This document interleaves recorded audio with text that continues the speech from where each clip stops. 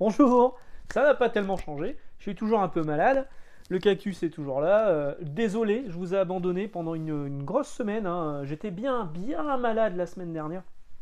J'ai perdu 4 kilos, j'en ai repris 2 depuis, donc la balance reste positive, hein, de ce côté-là.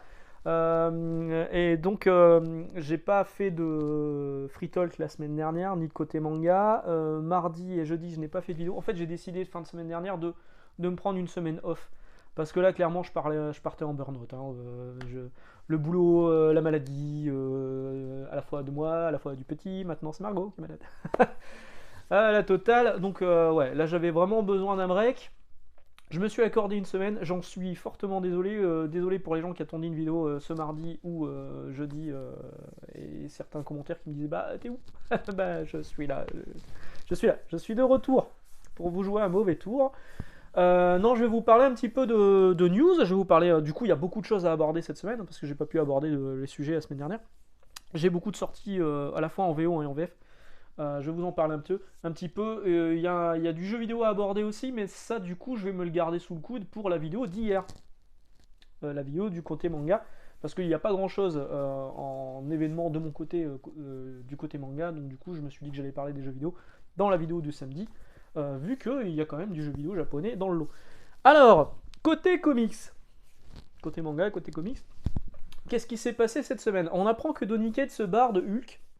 A priori, il s'est barré au numéro 10. Le numéro 11 est écrit par Ryan Utley et dessiné par Ryan Utley. Le numéro 12 également, et ce sera peut-être d'ailleurs le dernier numéro de Ryan Utley. Donc Donny Cates et Ryan Utley se barrent de la série Hulk. Le tome 1 vient de sortir en français sous le nom magistral de l'Écrasonaute, le Smashtronaute en VO. Une série qui fait parler, mais qui reste plutôt, pour moi, intéressante. Je sais que c'est pas l'avis de tout le monde, hein. Je sais que l'ami Jay en a fait une vidéo, il l'a acheté quand même en VF, malgré tout, alors qu'il avait lu la VO et qu'il savait que ça lui plairait pas. Mais c'est un fan de Hulk, je peux le comprendre. Donc il se barre, Donny Cates. Alors a priori, lui, il fait un vrai burn-out, mais il a dit qu'il avait encore des projets chez Marvel en cours. Il a notamment aussi Vanish, qui est toujours Vanish Action, qui débarque qui continue chez Image Comics avec Ryan Stegman. Je vais vous montrer juste après. Donc voilà, ils s'en vont. Que va devenir Hulk? Je ne sais pas. Que va devenir Thor? Thor va être coécrit pendant quelques épisodes, le temps d'un crossover avec Ali Wing et Ramvi de Venom. Voilà. Qu'est-ce qui va se passer? Je ne sais pas. Une nouvelle relance de Hulk, je pense, parce que mine de rien, le Immortal Hulk, la série Immortal Hulk avait bien relancé le personnage et les ventes. Donc du coup, ça m'étonnerait que Marvel laisse le personnage comme ça trop longtemps en jachère. Donc à voir ce qui va se passer. Le titre de cette vidéo, complètement putaclic et complètement assumé, à savoir Panini de retour en kiosque. Plus ou moins de retour en kiosque. En fait, ils ont annoncé un nouveau trimestriel, à l'image de ce qui se fait avec les trésors de Marvel. Ça sortira à la fois en librairie et à la fois en kiosque, ça coûte 9€, c'est la même formule, hein. Ça s'appellera Mighty Marvel. Mighty Marvel. Le premier numéro sortira donc le 4 janvier et ce seront les premiers épisodes de Spider-Man dessinés par Steve Ditko et scénarisés par Stan Lee. Ça rappelle énormément le contenu de la collection de Marvel Origins qu'on retrouve en kiosque chez Hachette. Ça m'a l'air d'être globalement la même chose, sur un papier d'un peu moins bonne qualité, sur une couverture souple à 9€. Tout le monde réclame le retour d'une formule kiosque classique. Bon, là c'est un trimestriel. Avec des récits complets, ça serait cool, des vrais récits complets, des trucs actuels. On en a parlé tout à l'heure, je suis passé chez mes potes d'Astro City, on en a parlé un petit peu. Pourquoi ressortir encore des épisodes qui ont été moult fois édités dans plein de collections différentes? Je vous laisse les lister si vous voulez en commentaire, mais il y en a beaucoup. Parce que ça reste les premiers épisodes de Spider-Man, tout le monde les a lus. Et pour attirer un nouveau lectorat qui passerait par le kiosque, alors il n'y a plus beaucoup de monde qui passe par le kiosque à part pour acheter des clopes. Je vois pas qui pourrait être intéressé en le feuilletant en se disant oh là c'est vieux. Voilà. Ils auraient pu faire une collection avec des récits complets, avec des récits complets un peu plus actuels. Franchement, ça pourrait vraiment lancer un petit peu leur formule kiosque. Pourquoi ils font pas ça? Je comprends pas. Cette nouvelle collection Mighty Marvel, c'est encore une curiosité de la part de Panini. Bon, c'est pas la dernière. Il y a aussi les augmentations de prix, hein, ça, vous l'avez sans doute vu passer. Effectivement, la collection Epic, les Epic Collections. J'en ai un là quelque part. Bah, vous connaissez, hein. De toute façon, vous êtes habitués de la chaîne. Ouais, j'en ai un là en VO. Là, j'en ai un en VO. Bon, juste ici. Les Epic Collection, donc c'est des gros volumes de récits complets. Là, le dernier qui était sorti, c'était sur les Avengers. Et le prochain, ce sera également sur les Avengers, avec Kang. Kang, moi je dis Kang, je sais pas comment vous dites. Comme King Kong, je dis pas King Kong, je dis King Kong. Donc je dis Kang, et pas Kang. Donc Kang, il va prendre 4 balles. A priori, c'est définitif, hein, parce que moi je me suis posé la question, est-ce que c'est pas juste parce que ce numéro-là va faire 500 pages, il va être très très gros, est-ce que ça justifierait pas, ça justifie pas, hein. Dans tous les cas ça justifie pas 4 balles, mais est-ce que c'est pas pour ça qu'ils ont augmenté de 4 euros? Donc au lieu d'être à 26 euros, l'édition normale sera à 30 euros, au lieu d'être à 30 euros, l'édition collector sera à 34 euros. Et oui, voilà, pour en avoir parlé un petit peu autour de moi, avec des professionnels de la profession, ça serait le cas de tous les prochains Epic. J'espère me tromper, hein, franchement. On attend que Panini communique là-dessus, mais ils ont toujours du mal à communiquer là-dessus.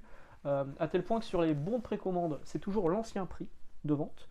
Mais sur la numérisation de ces bons de précommande, c'est bien le nouveau prix, 30 euros au lieu de 26, 34 euros au lieu de 30 euros. C'est un peu les glandes. C'est un peu les glandes. Il y a aussi Hulk Gris qui sort. Alors ça par contre je vous en reparlerai en janvier. Il y a Hulk Gris qui sort en collection Must-Have, qui prend 1 euro aussi, je crois, la collection Must-Have sur la pagination la plus élevée. C'était 20,99 €. Je pense que ça va être 21,99 € maintenant. Mais Hulk Gris, je vous le recommanderai. On en reparlera en janvier quand ça sortira. Là, dans les sorties de cette semaine, ce que j'ai surtout retenu, c'est la sortie de Cyber Force, hein, chez Réflexion, les éditions Réflexion, qui avaient déjà sorti Aphrodite 9. Et là, il y a Cyber Force qui vient ressortir. Donc, c'est la première mini-série, à savoir Teen Soldier of War en VO et Soldat de Plomb en VF. Plus le numéro Cyber Force 0, dessiné cette fois non pas par Marc Silvestri, mais par Walt Simonson. Je vous ai fait des vidéos. Je vous ai fait une vidéo sur Cyber Force. Je vous invite à aller la voir. Vous tapez sur la barre de recherche YouTube Cyber Force Max Faraday. Vous verrez un Max Faraday au début de ses vidéos, tout penaud et tout timide, vous parler de Cyber Force, de sa passion pour Cyber Force. Donc je suis ravi que ce soit arrivé. Merci aux éditions Inflexion d'avoir. Bon, je ne l'ai pas acheté, hein, je les ai.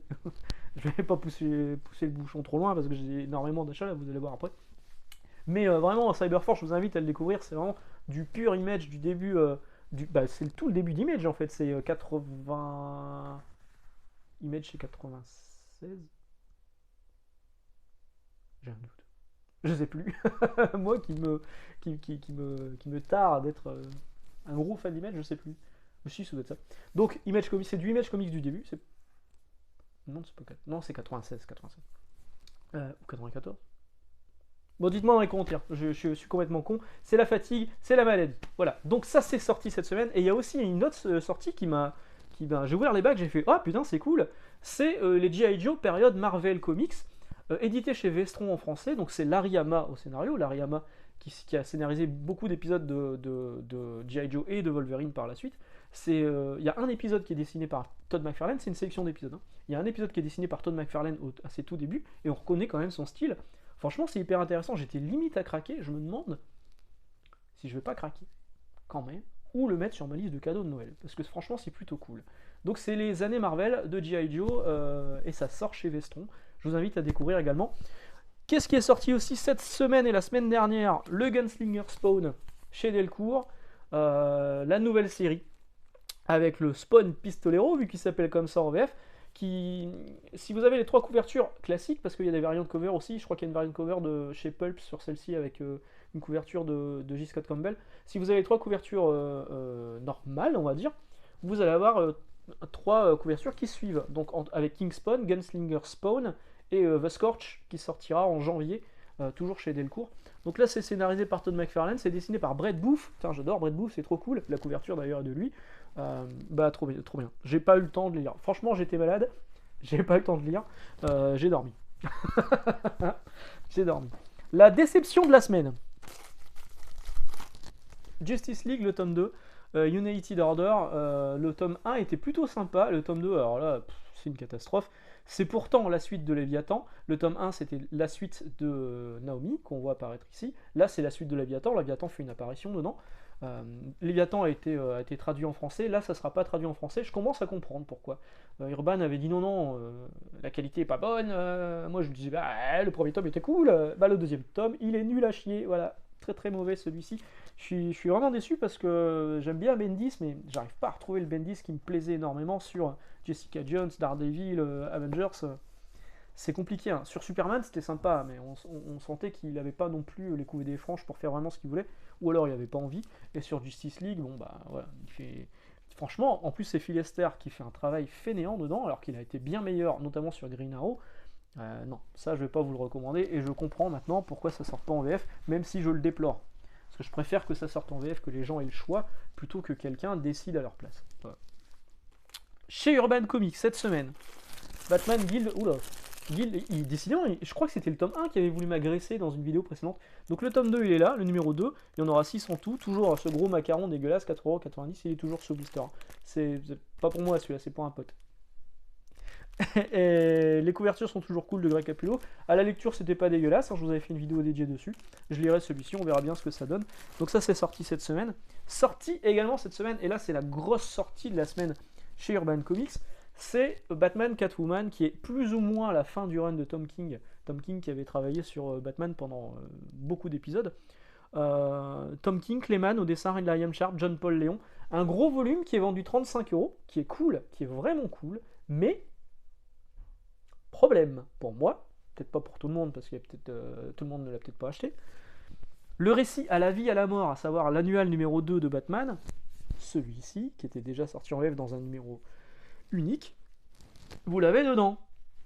Doublon, voilà, doublon. Moi j'ai un doublon pour celui-ci. Est-ce que je vais le revendre? J'en sais rien, parce qu'il y avait aussi un récit sur un crossover avec Elmer Fudd des Looney Tunes, donc je pense que je vais le garder juste pour ça. Et je l'ai en doublon, je l'ai même en triplon, je sais pas si ça se dit, parce que j'avais l'édition Batman Day Collector 2018 où c'était à la vie et à la mort en version noir et blanc. Donc c'est scénarisé par Tom King, c'est dessiné par Lee Vix, c'est hyper beau. Là les dessins sont de Clayman. J'en attends énormément, j'espère que je serai pas déçu. J'espère pouvoir le lire pour vous en faire une vidéo rapidement, parce que c'est ma grosse attente chez Urban Comics en cette fin d'année. Toujours chez Urban Comics, Batman Shadow War est sorti. Hop, avec des épisodes de Robin dedans, avec des épisodes de Batman, avec des épisodes de Deathstroke, tout ça scénarisé par Joshua Williamson, avec Howard Potter au dessin, mais pas que, il y a aussi d'autres dessinateurs. J'ai pas encore eu le temps de le lire. Si vous achetez seulement Batman Infinite, vous pourrez constater qu'il manque quelques épisodes dans la pagination du dernier Batman Infinite. En fait, les épisodes manquants, ils sont là-dedans. Ils faisaient partie du crossover Shadow War. On voit d'ailleurs à la fin d'un épisode de Batman Infinite le personnage de Deathstroke, et on sent qu'il se passe quelque chose, tout se passe là-dedans. Pas eu le temps de le lire encore, je sais pas ce que ça donne. Ensuite, là on n'est plus chez Urban Comics, on est chez Delcourt, on revient chez Delcourt. Noctera tome 2 est sorti, j'avais beaucoup aimé le tome 1, suffisamment pour acheter le tome 2, mais là cette couverture je la comprends pas en fait. Quand on regarde les couvertures qu'il y a à la fin, je trouve qu'il y a des couvertures qui étaient quand même vachement plus sympas, vachement plus cool à mettre en avant que celle-ci, qui est hyper générique. C'est un peu dommage. Mais bon, ça on enlève pas peut-être que l'histoire sera cool. C'est du Scott Snyder, c'est Tony et Daniel au dessin. Je me plonge dessus dès que j'ai fini Batman Catwoman. J'ai ça également à lire, j'ai pas encore eu le temps de le lire. J'avais acheté le tome 1 en VO. Je me suis dit je vais attendre de lire le tome 2 en VF avant de voir si je continue la série ou pas. Dur à tuer, Moon Knight. Dur à tuer, ça me fait rire, parce que ça fait vraiment traduction Google du coup. Comment il y a un nom sur Hard to Kill à tous les coups. The Killing Time. The Killing Time, ils ont traduit ça par dur à tuer.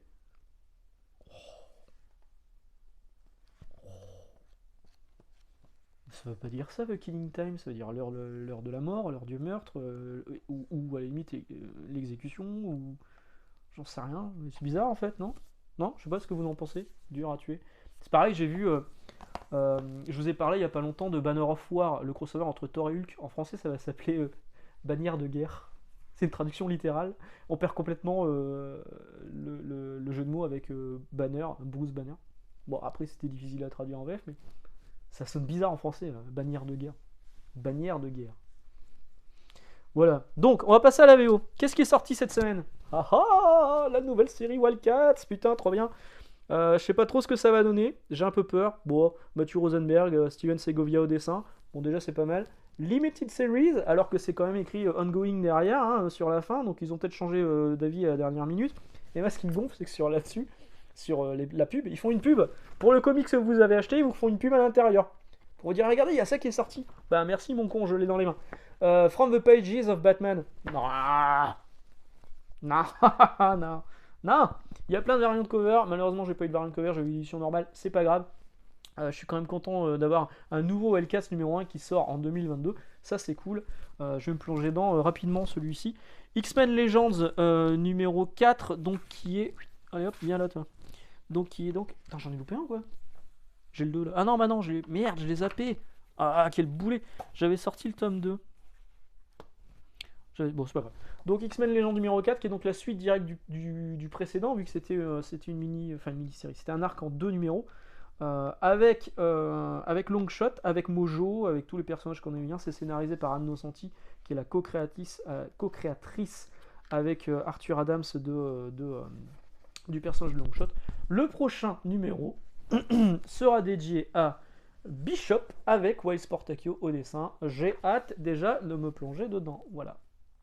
Couverture de Giuseppe Camuncoli. Ensuite en VO, qu'est-ce que j'ai eu? J'ai eu Vanish, le numéro 3 qui est là. Donc je vous disais, Donny Cates continue sa série chez Image Comics.